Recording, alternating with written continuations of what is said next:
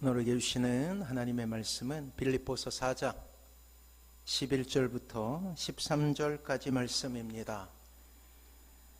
우리 교독하도록 하겠습니다. 제가 먼저 읽을게요. 내가 궁핍함으로 말하는 것이 아니니라.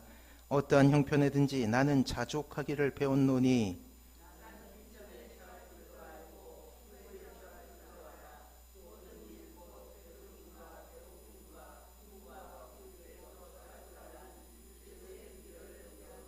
같이 읽습니다. 내게 능력 주시는 자 안에서 내가 모든 것을 할 수 있느니라. 아멘. 옆에 분하고 인사합니다. 우리는 할 수 있습니다. 우리는 할 수 있습니다. 자, 다시금 하나님의 나라, 하나님의 사랑 16번째, 그리고 감사로는 2번째 말씀을 하나님께로부터 받도록 하겠습니다. 그래요. 하나님의 나라는 감사로 세워지는 나라입니다. 지난주에 말씀드렸듯이 감사는 어떠한 대상을 두고 고마움에 대한 감정을 나타내는 말이나 행위를 의미하죠. 그래서 감사에는 이야기가 있다고 했어요. 스토리텔링이 있다고 했죠. 지난 설교에서 하나님의 나라는 감사 위에 지어지며 사도 바울은 감사에 능한 사람, 아니 감사에 탁월한 사람이었다라고 말씀을 드렸습니다. 사도 바울이 감사의 대가가 될 수 있었던 것은 그의 고난과 고통스러운 삶 가운데도 항상 감사의 이야기를 만들어낼 수 있는 능력이 있었기 때문이었어요. 세계인의 존경을 받은 넬슨 만델라 전 남아프리카 공화국 대통령은 무려 27년간 감옥 생활을 했어요. 27년을 말이에요. 그가 추록할 때 이제 70세가 넘었습니다. 그런데 그는 아주 건강하고 씩씩한 모습으로 걸어 나오는 것이었어요.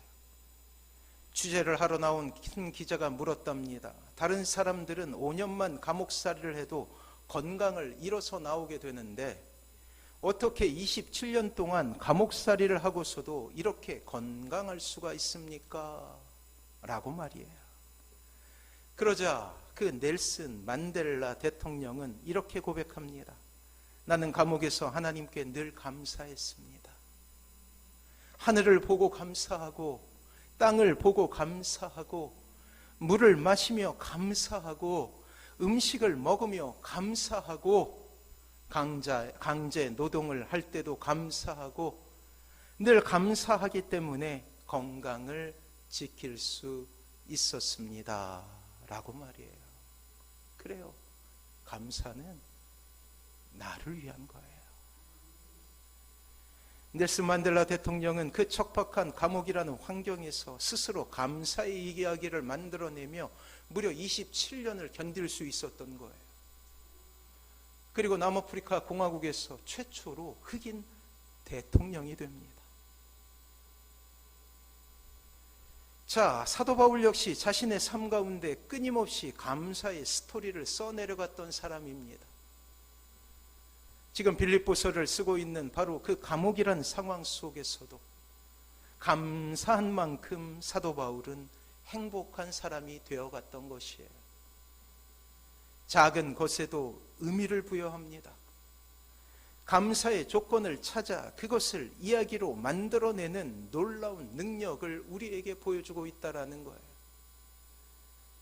심리학 용어 중에 절정 경험이라는 것이 있어요. 예를 들면 예술이나 운동 경기 등에서 높은 목표를 이룬 순간 일어나게 되는 최고의 충족과 행복한 경험을 의미합니다. 예를 들자면 올림픽에서 금메달을 딸 때 그 환희 말이에요. 이 절정 경험은 개인의 성장에 큰 영향을 미치게 되는데 이 경험을 통해 사람은 자신이 고난을 당하거나 어떤 목표를 이루기에 힘들어질 때 자신이 경험한 이 절정 경험을 자신의 고난 가운데 적용하게 된다는 거예요. 비록 현실은 지옥과도 같은 고난을 주고 비참함에 눈물 짓는 상황이 계속해서 일어난다 할지라도 그 안에서 끊임없이 기뻐해야 하는 이유와 감사할 수 있는 이유를 발견하게 된다라는 거예요. 그리고 그 고통의 상황 속에서도 결코 기쁨을 잃지 않습니다. 전날에 사도 바울은 하나님 앞에 심각하게 자신의 연약함을 두고 기도했던 적이 있어요. 그 이유는 고통스러운 육신의 질병 때문이었습니다. 그것은 사도 바울의 육신의 가시 혹은 사단의 가시라고 불려져요. 얼마나 괴롭겠는지 사단의 가시라고 부르게 되었다라는 거예요. 이 육신의 질병 때문에 사도 바울이 하고 있었던 선교 사역의 여러 가지 문제점들이 드러나게 됩니다. 자칫 선교 활동의 중단이 될 수 있는 커다란 위기 가운데 놓이게 된 거예요. 또한 질병 자체도 참으로 사도 바울에게 큰 고통이 되었어요. 이러한 고통 가운데서 사도 바울은 생명을 건 기도를 무려 3번에 걸쳐 하나님께 올리게 됩니다. 하나님, 낫게 하여 주옵소서. 하나님의 영광을 위해 낫게 하여 주옵소서. 하나님, 나을 수 있도록 도와주옵소서 라고 말이에요. 위대한 기도의 사람 아닙니까? 그의 손수건을 환자의 무릎 위에 올리면 그 환자가 낫게 되는 위대한 능력을 가진 사람이었어요. 수많은 사람들의 병을 고친 사람이었습니다. 위대한 기적들이 그의 손에 의해서 나타나게 되었고 많은 교회들이 개척되었으며 사람들은 그 사도 바울을 능력의 종이라고 부르기 시작했다라는 거예요. 그런데 3번에 걸쳐서 간절한 마음으로 목숨을 건 기도 뒤에 하나님께서 이렇게 응답하셔요. 안 돼 라고 말이에요. 다른 것도 아닌 선교 사역을 잘 감당할 수 있도록 건강을 주시라는 기도 제목이었어요. 하지만 하나님은 거절하십니다. 우리를 놀라게 하는 것은 육체의 질병이 주는 고통과 또한 간절한 간구에도 거절당한 사도 바울의 태도를 우리가 보면서 배워야 한다는 거예요. 과연 어떠한 태도를 가지고 있었을까요? 자, 고린도 후서 12장 9절 10절 우리 같이 한번 읽어볼까요? 같이 읽습니다. 주보에 있어요. 같이 읽습니다. 시작. 내게 족하도다. 이는 내 능력이 약한 데서 온전하여 짐이라 하신지라. 그러므로 도리어 크게 기뻐함은 나의 여러 약한 것들에 대하여 자랑하리니 이는 그리스도의 능력이 내게 머물게 하려 함이라. 그러므로 내가 그리스도를 위하여 약한 것들과 능욕과 궁핍과 박해와 권고를 기뻐하노니 이는 내가 약한 그때에 강함이라. 아멘. 이러한 놀라운 고백이 우리의 삶 가운데 있기를 소망합니다. 그의 태도를 한번 보세요. 19절 말씀, 나에게 이르시기를 내 은혜가 내게 족하도다. 아주 부드러운 어조로 말씀하고 있지만, 말하고 있지만 그것은 거절이 안 돼. 고칠 수 없어. 그리고 하나님의 뜻을 발견하게 되죠. 내 능력이 약한 데서 온전하여 짐이라. 그리고 그의 언어가 바뀌기 시작합니다. 여전히 질병이 있어요. 여전히 고통이 있어요. 여전히 아픔이 있어요. 근데 그의 입술의 고백 가운데 기쁨이란 단어가 나오기 시작하는 거예요. 능력이란 단어가 나오기 시작하는 거예요. 약한 그때의 강함이다 라는 이 위대한 역사를 우리에게 보여주고 있다라는 거예요. 약한 것들을 자랑한다라고 고백하고 있습니다. 능욕과 궁핍과 박해와 곤고를 기뻐한다라고 고백하고 있다라는 사실이에요. 과연 사도 바울의 감사의 삶의 비결이 무엇일까요? 사랑하는 성도 여러분, 사도 바울에겐 다메섹 도상에서 주님의 음성을 듣고 구원을 받게 되는 절정 경험이 있었던 거예요. 그래서 그는 복음을 전할 때마다 다메섹 도상에서 일어났던 그 위대한 일들을 늘 고백하며 설교를 시작했어요. 그 길은 그리스도와 원수되는 길, 즉 예수님을 믿는 사람들을 잡아 죽이려 담에석으로 가는 길이었다라는 거예요. 하지만 그때에 예수님께서 사도 바울을 만나 주십니다.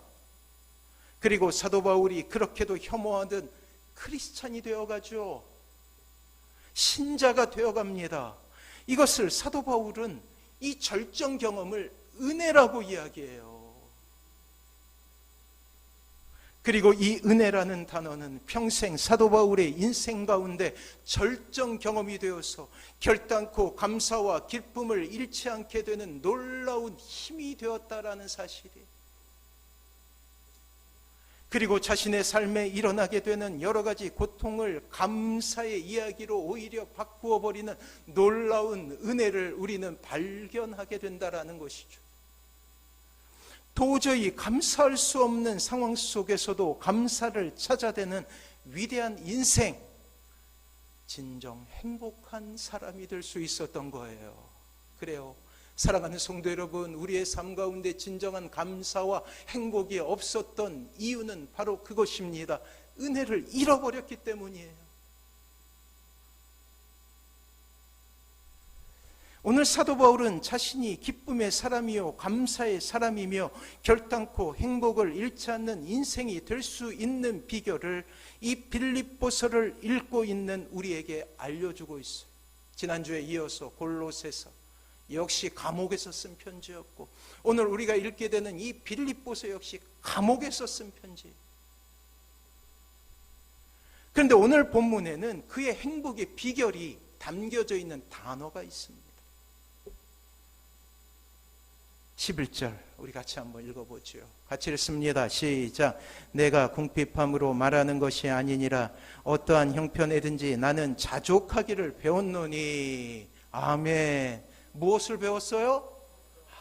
자족이었어요. 자족은 스스로 만족하는 법을 배웠다라는 거예요. 고난 가운데도 절망 가운데도 병 중에도 자족하는 법을 배웠다라는 거예요. 스스로 만족하는 법을 배웠다라는 거예요. 이 병원과 같이 중요한 기관은 불이 나간다 할지라도 발전기를 돌려요. 발전기를. 위급한 환자들이 있기 때문에 전기가 나가게 되면 생명에 위협이 있죠. 그래서 항상 발전기를 돌려서 전기를 일으키게 되는 거예요. 자족이란 것은 바로 그러한 것과 같습니다. 고난의 상황, 반대로 행복의 상황 속에서 행복한 것은 너무나 당연한 거예요. 믿지 않는 사람들도 너무나 잘 아는 일입니다. 감사한 일이 생겼는데 감사하는 것은 인지상정이라는 거예요. 세상에 하나님을 알지 못하는 사람도 또한 악인들이라 할지라도 좋은 일이 생기면 기뻐하는 것이 당연한 일이에요. 그러나 신자가 다른 것은, 신자는 고난 가운데서도 기뻐하는 법을 배운 자족하는 사람이라는 것이에요. 사도 바울은 그리스도인의 신비로운 능력 하나를 이야기하고 있는 것입니다. 외적인 상황에 상관없이 가지고 있는 어떠한 것으로도 만족할 수 있다라는 놀라운 선언 아닙니까? 이 자족이라는 말은 사도 바울과 같이 우리의 인생이 감사의 인생이 되고 행복한 인생이 될 수 있는 비결이죠. 자, 아이들 게임 용어 중에 치트키라는 용어가 있어요. 치트키. 치트라는 말은 속이다라는 뜻을 가지고 있는데, 컴퓨터 게임에서 치트키란 제작자들만이 알고 있는 비밀키 혹은 속임수를 의미합니다. 그래서 치트키를 이렇게 누르게 되면 이제 무기 같은 거 사게 될 때 이제 돈이 필요하잖아요. 이 치트키를 딱 누르게 되면 돈이 엄청 많아지는 거예요. 치트키. 능력이 막 강하여지는 거예요. 얼마나 신나요?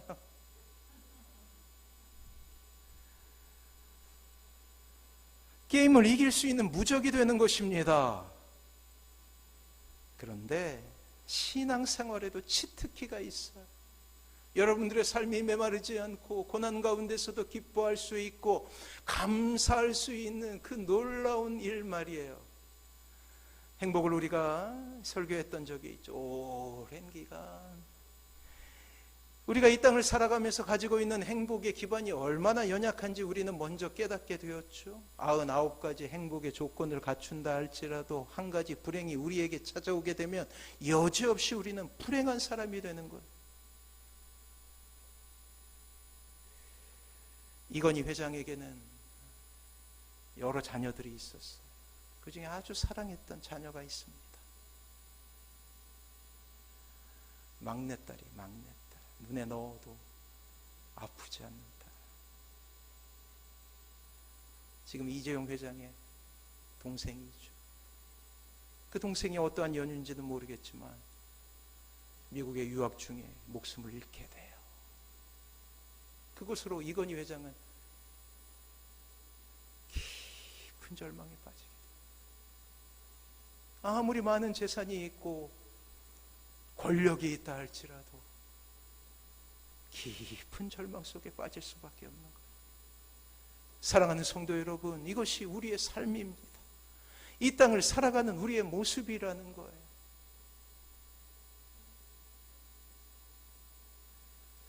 이러한 삶 가운데 우리가 행복을 누릴 수 있는 한 가지 방법은 무엇이냐?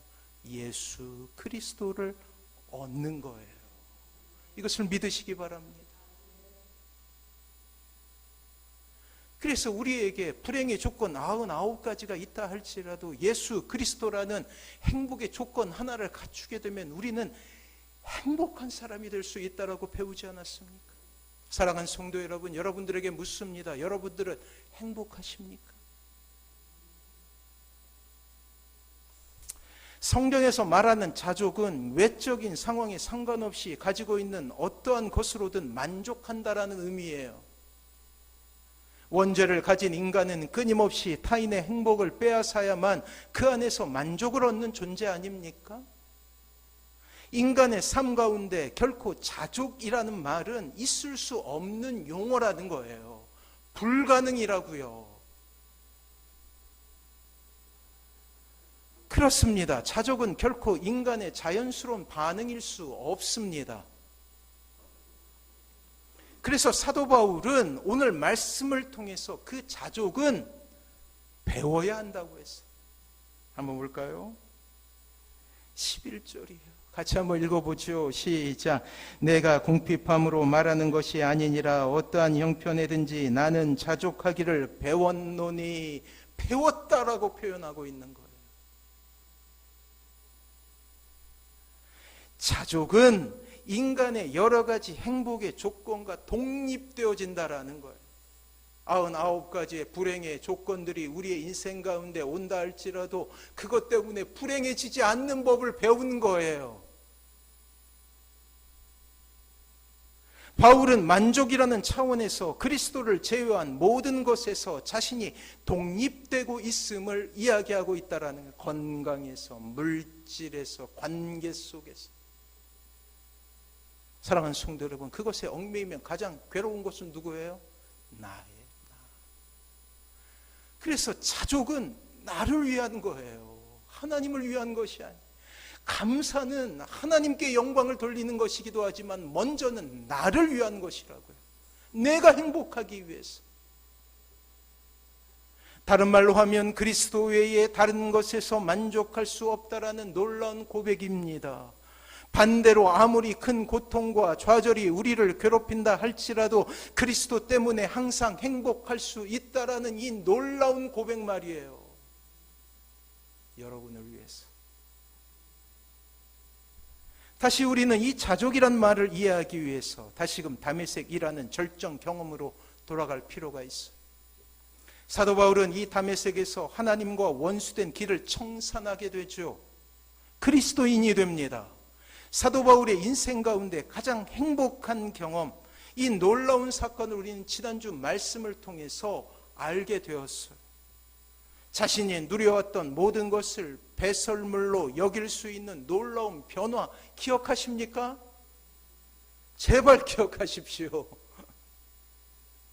놀랍게도 이 절정 경험은 자신이 누려왔던 행복에 대한 관점을 바꾸게 된 거예요. 자, 여기서 우리는 중요한 가르침을 얻게 되는데, 만족은 삶에 대한 시각과 관련되어 있다라는 거예요. 시각. 무엇을 볼 때 행복한가? 행복의 기준이 바뀌는 거예요. 그리고 언젠가 제가 말씀드렸듯이 이 시각은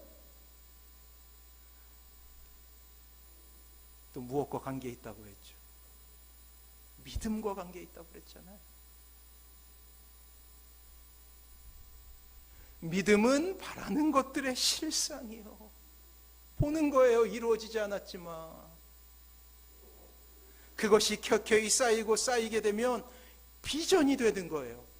소망이 되는 거예요. 꿈이 되는 거예요. 우리의 가정을 위한 꿈, 자녀들을 위한 꿈, 자녀들이 이 땅을 살아가며 누리게 되는 꿈 말이에요.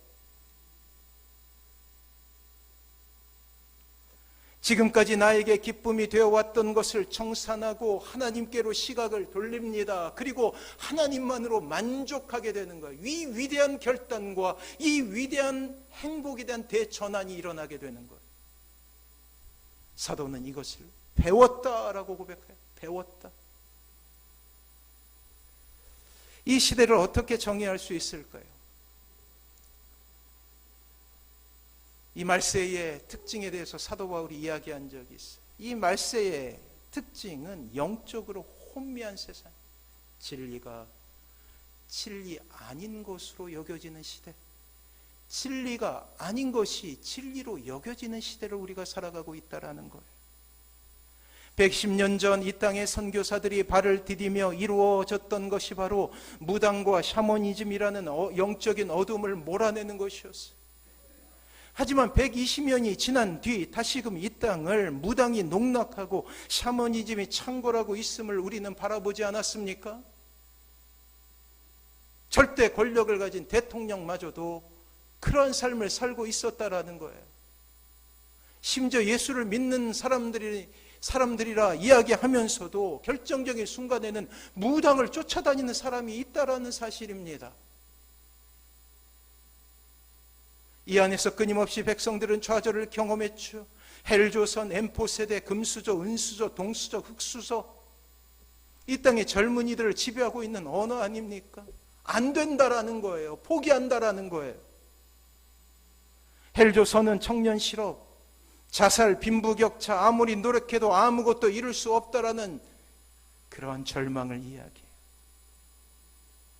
이 단어 하나로 지금 이 땅을 살아가고 있는 청춘들은 스스로 절망을 안고 살아갈 수밖에 없습니다. 살아가는 것이 짐이 되어버린 슬픈 청년들의 자화상이라 아니할 수 없다라는 것이죠. 청년들뿐만 아니라 모든 세대들이 절망을 경험하고 그것으로 인하여 우울함을 경험하고 있지 않습니까? 이것이 우리 자녀들이 살아가야 될 세상, 그토록 엄혹한 세상이라는 거예요. 이 시대 잘 사는 것이 화두가 아니라 어떻게 버티느냐가 화두가 되어버린 세상이라는 거예요. 우리 부모 세대들은 우리 부모 세대들의 부모 세대를 공양하고 자식들로부터는 공양을 받지 못하는 세대예요. 최초의 세대.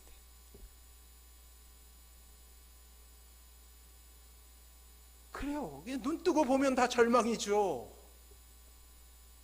그럼 어떻게 해야 됩니까? 좌절해야 하고 절망하고 그리고 불만족을 마음속으로 품어서 저기를 가지고 이 세상을 살아가는 것이 답일까요? 아니죠.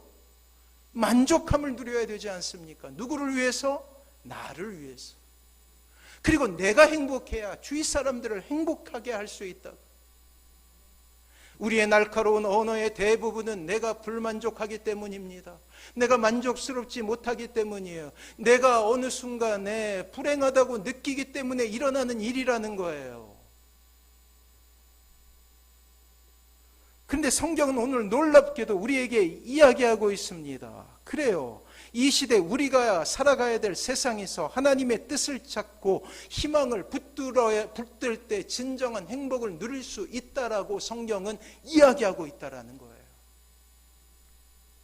잘 사는 것이 무엇일까요? 웰빙이라고 하죠. 웰빙. 웰다잉, 잘 죽는 것.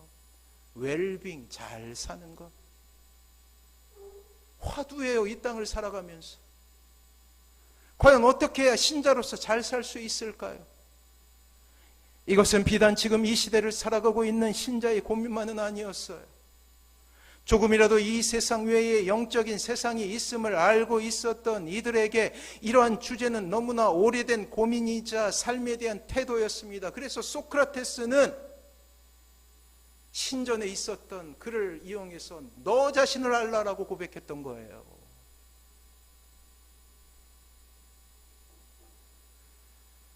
답을 찾았느냐 말이에요.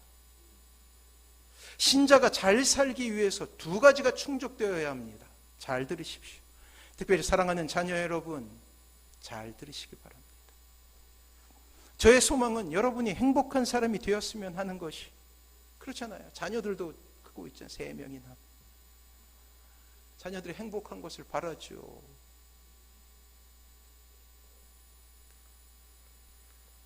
세상의 행복은 여러분들을 향하여서 끊임없이, 세상의 교육은 여러분들을 향하여서 끊임없이 가르칩니다.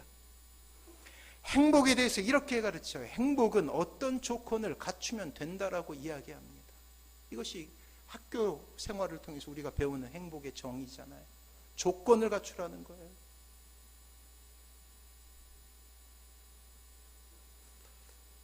하지만 불평등한 세상에서, 원죄가 있는 세상은 불평등한 세상입니다. 불평등한 세상에 모든 행복의 조건을 가진다는 것은 거의 불가능해요. 늘 우리는 불평할 수밖에 없습니다. 쉽게 표현하면 모두가 1등을 할 수 없다는 거예요.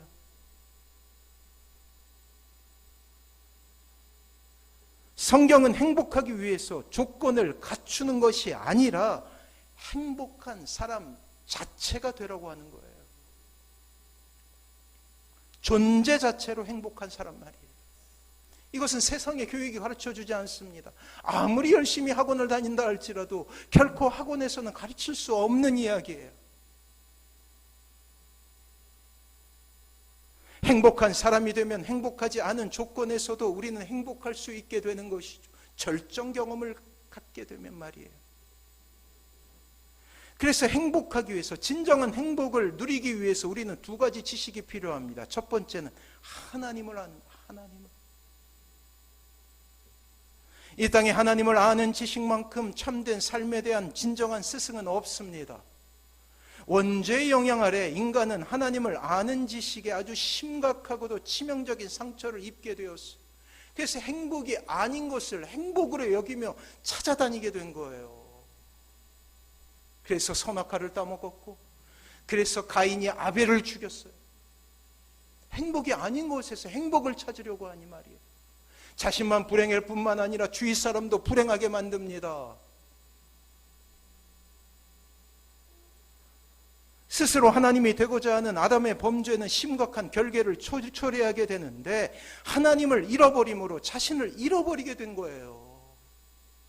지금 이 시대도 마찬가지 아닙니까? 행복이 아닌 것을 행복이라 주장합니다. 그것을 배우고 또 행복이 아닌 것을 행복이라 여기며 추구하며 살아가게 되는 거예요. 정작 행복을 얻지 못하고 빈손이 되어버리죠. 때문에 우리의 인생 가운데 하나님의 은혜를 경험하고 하늘 시민이 되며 하나님의 자녀가 되는 이 일련의 과정을 통한 하나님을 아는 지식을 얻는 것은 그 무엇보다도 가장 중요한 일이 되는 거예요. 그것은 진정한 인생의 의미를 찾는데 드디어 실마리를 찾게 되었다라는 뜻을 가지게 되는 것이죠. 그리하여 하나님을 아는 지식은 우리의 인생이 잘 살게 되는데 가장 중요한 원천이라 할 수 있습니다. 두 번째는 나를 아는 거예요. 나를 아는 것은 끊임없이 신자에게 은혜의 감성과 정서를 공급해주는 연료 펌프와 같아요. 왜 이다지도 이 땅의 신자들이 메마르게 신앙생활하고 있습니까? 하나님의 은혜가 부족해서입니까? 그리스도의 십자가에 유효 기한이 있었기 때문입니까? 사단은 끊임없이 이렇게 신자들을 유혹하죠. 하나님은 사랑이시고 너는 받을 만한 사랑을 받은 것이다. 그래서 하나님께 뻔뻔해지는 거예요. 하나님 왜 안 주세요? 조건을 구하게 되는 거예요. 조건을 구하다가 이루어지지 않으면 튕겨 나가게 되죠. 교회 공동체 안에서. 왜 하나님은 사랑이신데 나를 버리시는 것일까요? 라는 항변을 하며 뛰쳐나갑니다. 이것이 무서운 이유는 하나님의 은혜를 당연하게 생각하여 은혜라는 말 자체를 신자의 머릿속에서 지워버리게 된다라는 거예요. 이것으로 인하여 신자는 은혜가 메마르고 마는 것입니다. 지금도 저 북한에는 지하교회 성도들이 있어요. 언젠가 아주 유명한 이 지하교회를 선교했던 목사님이 이삭 목사님이라고, 모퉁이돌 선교회, 이 미국의 국적을 가지고 있었기 때문에 이제 북한으로 들어갈 수 있었거든요. 지하교회 성도들을 만나려고 너무나 많은 사람들을 접촉했지만 접촉할 수가 없었어요. 근데 이제 돌아오기 며칠 전에 이제 부부를 만나게 된 거예요. 부부를 만났어요. 얼마나 감사한지. 지하교회 성도를 만났구나. 그래서 묻습니다, 할머니에게.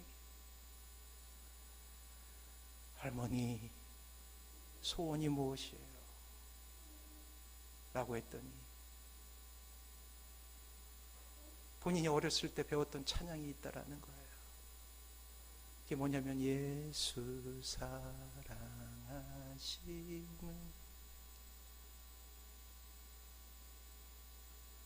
그 찬양을 소리 높이 한번 부르고 싶다라는 거예요. 단 한 번만이라도 주위 사람들 다 들을 수 있게 그 찬양 한번 부르고 싶은 것이 소원이다 라고 이야기해요.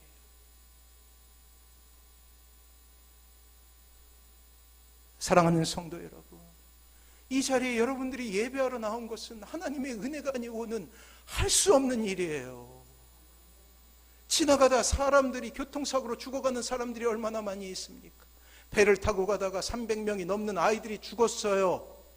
이태원 길에서 수많은 젊은이들, 강철이라도 이길 수 있는 체력을 가진 젊은이들이 죽어갔다고요. 어떻게 내일을 장담할 수 있겠습니까? 예배당에 나와서 예배하고 하나님을 즐겨 입을 벌려 찬양할 수 있다는 것 자체가 은혜인데 어떻게 우리의 삶 가운데 은혜가 메마를 수 있느냐 말이에요.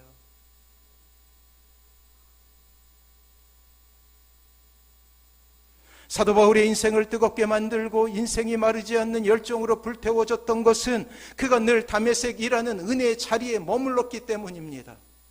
고된 사역에 지치고 낙담할 때 그는 듣게 됩니다. 주님의 음성을 듣게 되죠. 그 다메섹 도상에서 주님께서 이렇게 말씀하셨어요. 나는 내가 박해하는 예수라. 내가 너를 사랑한다가 아니에요. 나는 내가 박해하는 예수라. 그 주님께서 품으시는 거예요. 그러면서 이전에 하나님을 알기 전 자신을 만나게 됩니다. 그 참혹한 죄 가운데 서 있던 자신을 만나주신 주님의 은혜 가운데 들어가게 되는 거예요. 고난 가운데 불평이 생길 때마다 떠오르게 되는 거예요. 주님께서 나를 만나주셨지. 사랑하는 성도 여러분, 여러분들의 자녀들이 주님을 믿지 않는 것에 대해서 심각하고도 고통스러운 마음을 품으시기 바랍니다. 헛된 것을 쫓아 행복이 아닌 것에 행복의 기준을 두고 살아가는 것이 얼마나 괴로운 일인데 그러한 악의 다툼 속에 그들을 내버릴 수 없다라는 거예요.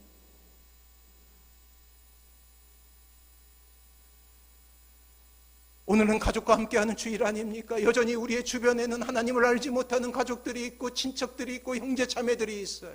우리의 이웃들은 하나님을 멸시합니다. 이런 세상 속에서 그들에게 진정한 소망이 있다면 그들이 주님을 알게 되는 거예요. 예수 그리스도를 핍박했고 하나님을 믿는 이들을 핍박했던 사도 바울, 예수 그리스도, 그리스도인들을 죽이고자 다메섹으로 향하던 그를 만나주셨던 것이 예수님이심을 기억하시기 바랍니다. 그래서 주님 앞에 섰을 때 우리는 안 된다고 할 수 없습니다. 우리 가정은 소망이 없다라고 할 수가 없어요. 끊임없이 기도하십시오. 눈물을 흘리십시오. 새벽을 깨우십시오. 하나님 앞에 간구하십시오. 그것은 너무나 중요하기 때문이에요.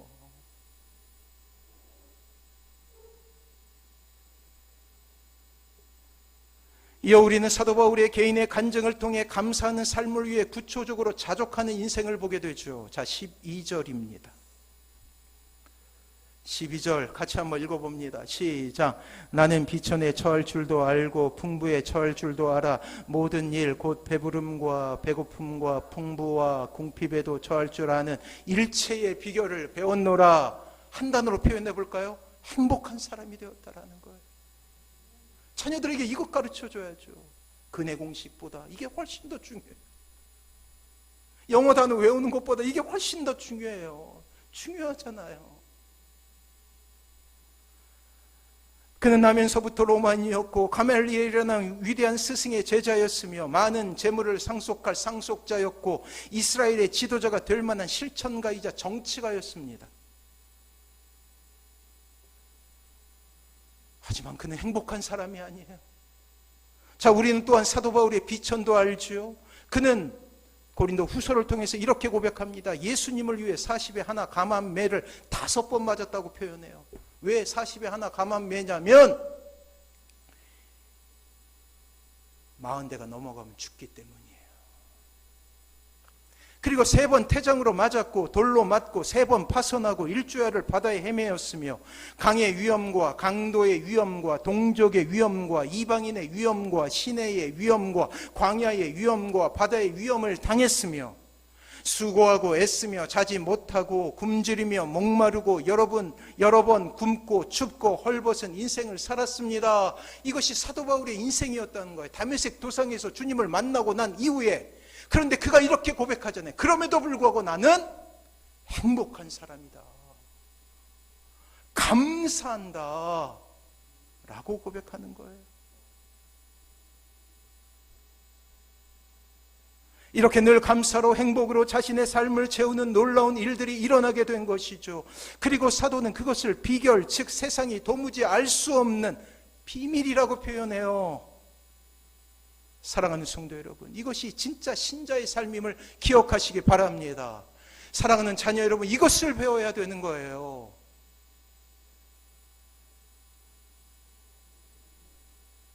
우리가 배워야 할 만족은 이 땅에서의 복이라 불려지는 세상의 부유함 속에서 통해서가 아니에요. 한 지도자, 한 대통령과 그의 부인이 몰락하는 장면을 우리가 보았잖아요. 얼마나 허망하고 허무한 것입니까? 사랑하는 성도 여러분, 우리의 만족은 예수님에게만 있음을 기억하시기 바랍니다. 하나님의 자녀라는 사실 때문입니다. 그렇게 이 자리에서 나와 예배하는 것이 얼마나 중요하고 얼마나 감사하고 얼마나 행복한지 우리는 고백할 수 있어야 된다라는 거예요. 그러면서 아주 중요한 껍질 하나를 벗기도록 할게요. 자, 이런 배경 안에서 우리는 우리가 너무나 잘 알고 있지만 오용하고 있는 한 말씀을 붙잡게 되는 거예요. 자, 13절 말씀입니다. 우리가 누구나 즐거워하고 기뻐하는 그런 말씀이죠. 열의 하나는 이 말씀이 자신의 가장 감동적인 성경 구절이라고 고백할 정도죠. 한번 같이 읽어봅니다. 13절 같이 읽습니다. 시작. 내게 능력 주시는 자 안에서 내가 모든 것을 할 수 있느니라. 아멘. 이 말씀을 믿으십니까? 잘못 알고 계신 거예요. 우리는 이 유명한 말씀 빌립보서 4장 13절을 보며 꿈을 꾸지 않습니까? 우리에게 너무나 어려운 일들, 장애물들을 앞에 놓여졌을 때 마치 주문처럼 빌립보서 4장 13절을 외우게 되면 우리의 인생 가운데 기적이 일어나고 모든 고난이 사라지며 우리의 인생은 해피엔딩이 된다라는 꿈 아니에요? 내게 능력 주시는 자 안에서 내가 모든 것을 할 수 있느니라.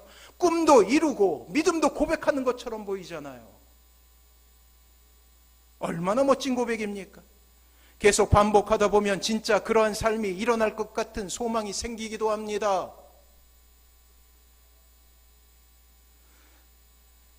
그렇게 한국교회는 설교해왔고요. 하지만 13절 말씀을 더욱 잘 이해하기 위해서 우리는 오늘 본문 전체 내용을 살펴볼 필요가 있다고요. 우리는 11절과 12절을 통해 13절 말씀이 그리스도인들이 원하는 일이 무엇이든 간에 이루어진다는 뜻이 아님을 금방 알 수 있게 됩니다. 11절과 11절 말씀을 통해서 우리는 자족이라는 신비한 말씀에 대해서 배웠죠. 사도는 이 자족이라는 배경 아래서 이렇게 고백하고 있는 13절, 내게 능력 주시는 자 안에서 내가 모든 것을 할 수 있느니라 라는 말씀을 하고 있다라는 거예요. 마치 주문처럼 외우고 외우면 모든 것에 만사 형통하는 것이 아니라 13절에 보다 정확한 뜻은 다시 한번 읽어보죠. 13절 시작. 내게 능력 주시는 자 안에서 내가 모든 것을 할 수 있느니라. 이 말씀의 아주 정확한 뜻은 이거예요. 내가 풍부에 처하건 혹은 비천에 처하건 간에 내게 능력을 주시는 예수님 안에서 만족하며 감사할 수 있다는 뜻이에요.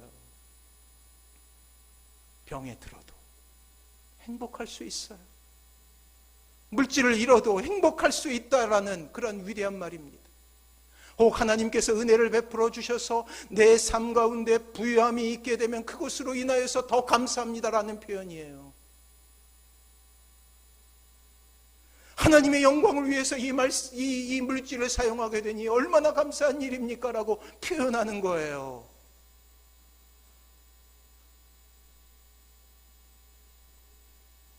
사랑하는 성도 여러분,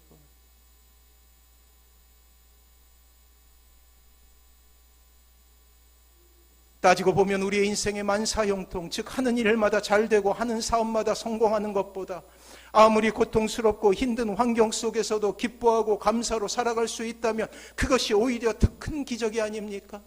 초대교회 신자들 십자가 위에서 화형을 당하고 많은 사람들이 순교를 당하면서도 찬송하며 그렇게 죽을 수 있었던 이유가 무엇일까요? 진정한 자족을 알았기 때문입니다.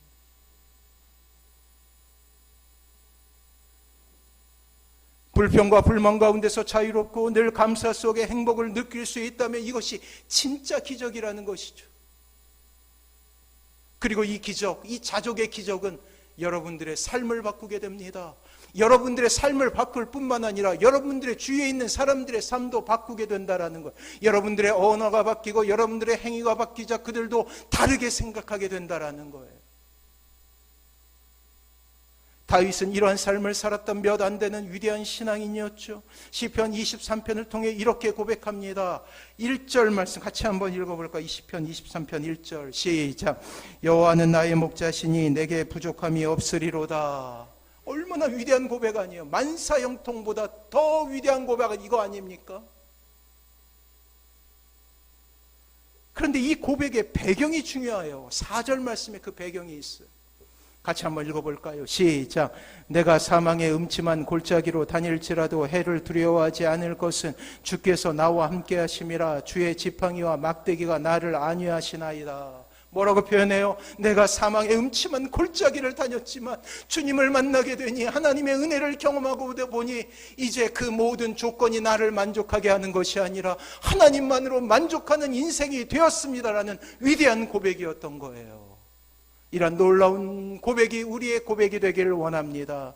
사랑하는 성도 여러분, 하나님께서 우리에게 은혜로 주신 방편을 잊지 마시기 바랍니다. 예배를 사랑하시기 바랍니다. 기도회를 사랑하시기 바랍니다. 여러분들이 드리는 이 기도가 너무나 소중한 것임을 알고 하나님 앞에 나아가십시오. 될 수 있으면 여러분들이 만나게 되는 모든 사람에게 이 놀라운 은혜를 알려주기 위해서 최선을 다하십시오. 여러분의 언어가 바뀌어야 합니다. 여러분들의 삶이 바뀌어야 돼요. 여러분들의 행동이 바뀌어야 그들도 바뀔 수 있다는 이 절박한 마음을 가지고 기도하십시오. 그리고 행동하십시오. 그럼 놀라운 기적이 일어나게 될 거예요. 여러분들을 위해서 그리하시라는 거예요. 이 강단에서 목회하고 있는 저를 위한 것이 아니라 여러분들을 위해서 그리하시라는 거예요. 이 자족으로부터 시작된 감사의 삶은 반드시 우리를 행복으로 인도하게 될 것입니다. 주님 안에서 늘 감사함으로 나아가시는 사랑하는 모든 성도님들 되시기를 주님의 이름으로 축원합니다. 우리 같이 찬양할게요. 이 찬양 다시 부르면서 우리는 오늘 말씀으로 다시 한번 세워지는 귀한 시간이 됩니다. 은혜.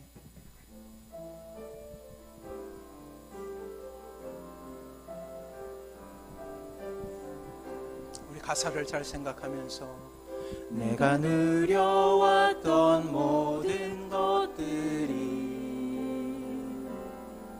내가 지나왔던 모든 시간이,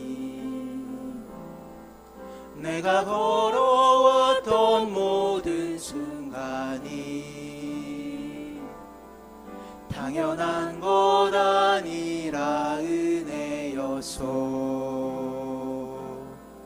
아침 해가 뜨고 저녁에 노을, 봄의 꽃향기와 가을의 열매,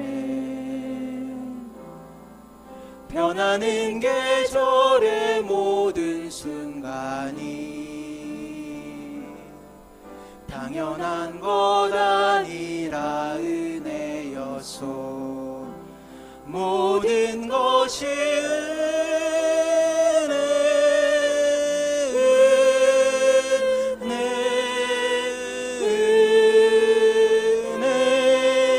한없는 은혜, 내 삶에 당연한 것 하나도 없었던 것을, 모든 것이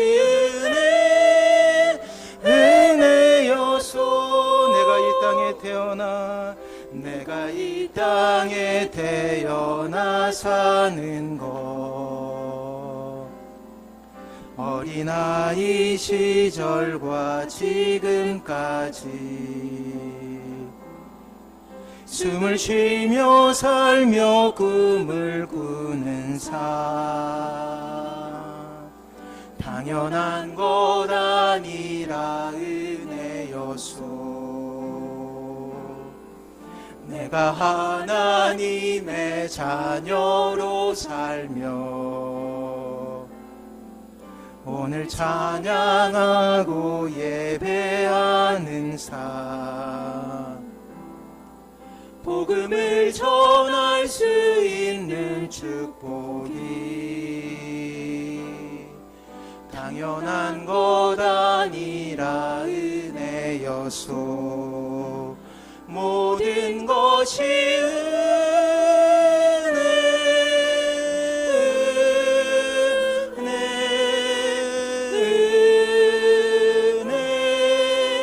한없는 은혜, 내 삶에 당연한 것 하나도 없었던 것을, 모든 것이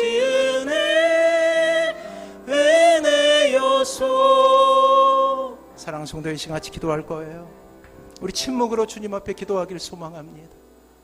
여러분들은 참된 행복을 누리는 사람들입니까?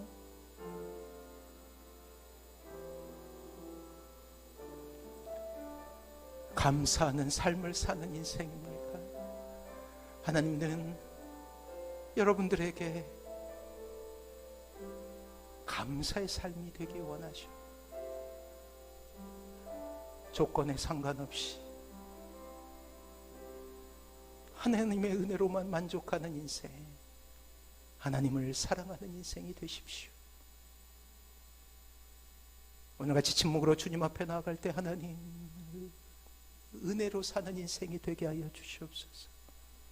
감사로 사는 인생이 될 수 있게 달라고. 한 1분 정도 개인의 기도 제목 가지고 주님 앞에 나아가도록 하겠습니다. 기도하겠습니다.